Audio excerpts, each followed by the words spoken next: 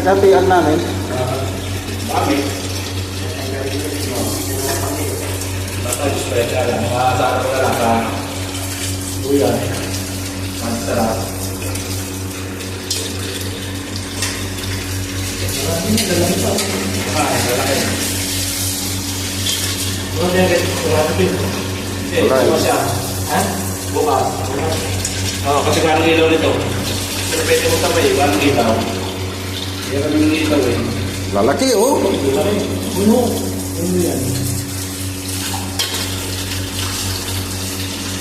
Punong-puno yung plastic na itim kanina. Ha? Tapos yung puti pa, dinagyan ko pa yun. Saan yung huli? Doon pa rin sa dati, tapos dumaan kami sa may ano, sa may roundabout. Tumaglit kami doon, mga 20 minutos lang siguro.